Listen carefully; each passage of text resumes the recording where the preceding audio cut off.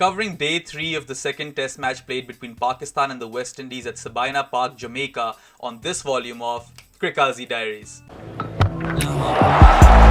Have a look at that, Smiles up, oh, it's nearly taken someone out of the stands. That was a flat six right under the stand there, the George Giffen stand, happy with the members, and it went like a rocket. अच्छा, सबसे पहले तो personally I cannot recall another Pakistan tour which was impacted by rain to this degree.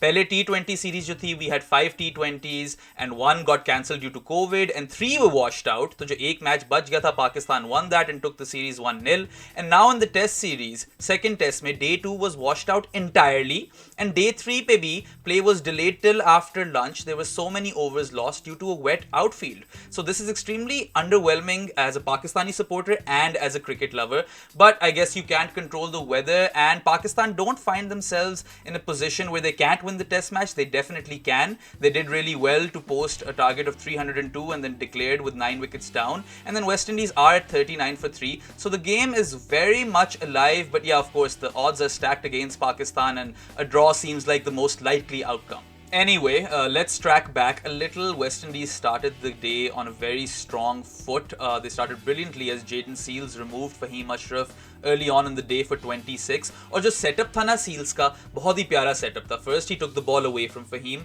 then he bowled a bouncer, and then he bowled a bit fuller and shaped the ball a bit in. It struck Fahim on the pad and he was plumb LBW. A very smart setup for a bowler who's only 19 and he's only playing his, I think, 5th first class game and 4th test. So that's very, very commendable, and the way Jayden Seales has auditioned in test cricket in this entire series, it's worth a lot of praise. And I think West Indies have found a real gem, and this kid's going to go a long way. That's my personal opinion. अच्छा, फिर उसके फौरन बाद ही Jason Holder got 2 wickets in 2 deliveries. He was on a hat-trick. पहले उसने मोहम्मद रिजवान को remove किया, and again you saw Rizwan falling a bit on the off side, losing his balance, and he was trapped LBW. Leg stump को clip कर रही थी ball. He was a bit unlucky, but you know those decisions go either way. 50-50 होता है हमेशा. And then of the very first ball Numan Ali को भी remove कर दिया जेसन होल्डर ने. The ball got big on him and the slips took a very easy catch, and at that point Pakistan were 231 for 7 और लग रहा था जिस तरह वेस्ट इंडीज जल्दी रैप अप कर लेगी. अंडर 300 पाकिस्तान आउट हो जाएगी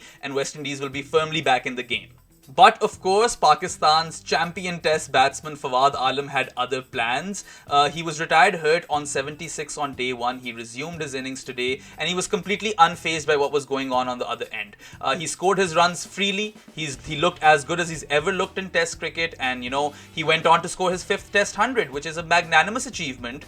He only got there in 22 innings, which is the fastest by any Asian batsman.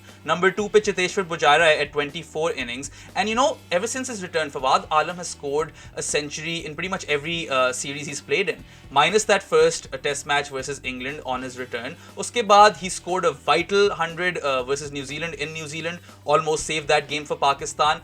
Phir at home he scored a century versus a very potent South African attack, and Pakistan ultimately went on to win that test match. So again, very, very important.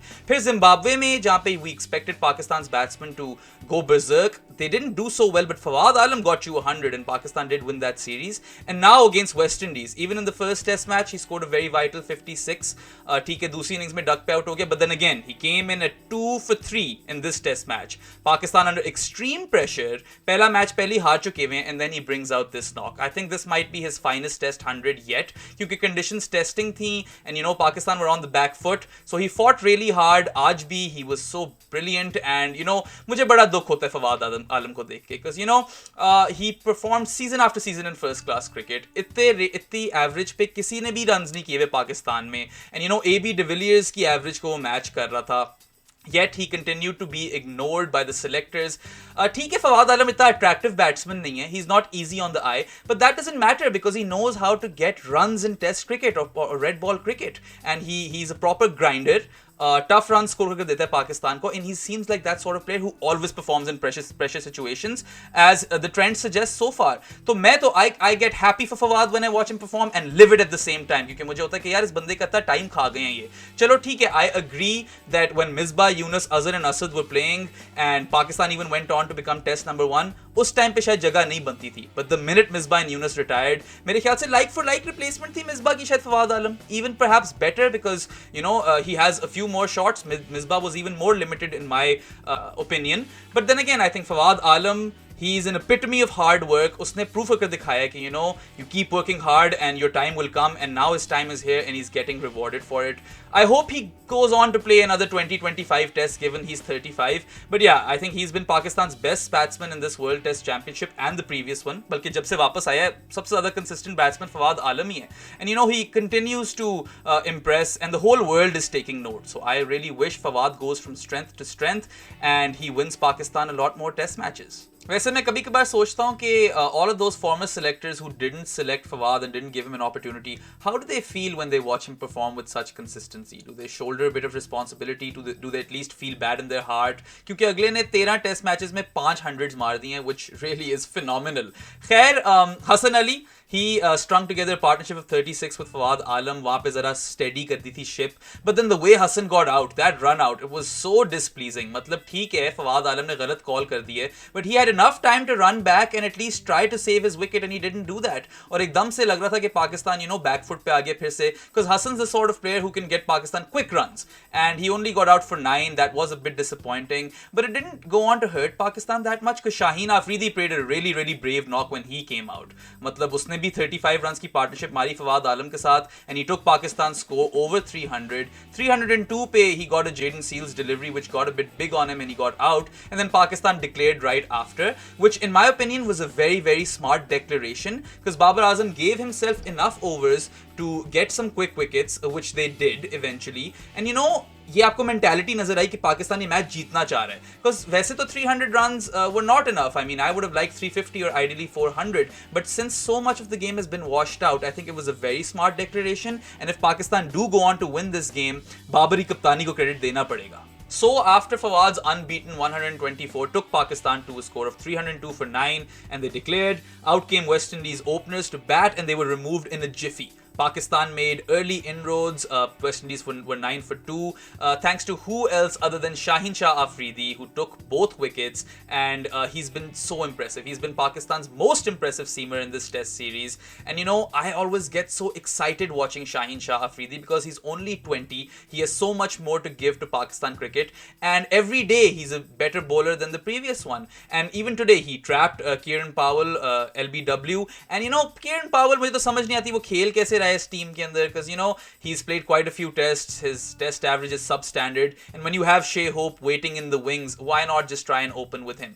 Khair, Shaheen struck him in front and got him LBW, but that delivery to Craig Brathwaite though, that in-swinging Yorker, that was honestly unplayable. I mean, Craig Brathwaite is West Indies captain and has been their most successful batsman, so it was a big wicket in the context of the game, and honestly I don't think a lot of batsmen would have been able to play that, so a lot of credit to Shaheen. We've seen him really rise up to the occasion. Test cricket में उसके numbers उतने convincing नहीं थे जितने limited overs में थे, but this series he's really proven that he's built for red ball cricket as well, and I just get so excited. मैं तो इतना खुश होता हूँ ये सोच के कि Pakistan have unearthed this gem of a bowler, left armour, fit, tall, fast, can swing, he's accurate. There's nothing not to like about Shaheen Afridi, and I think this was a statement series for him.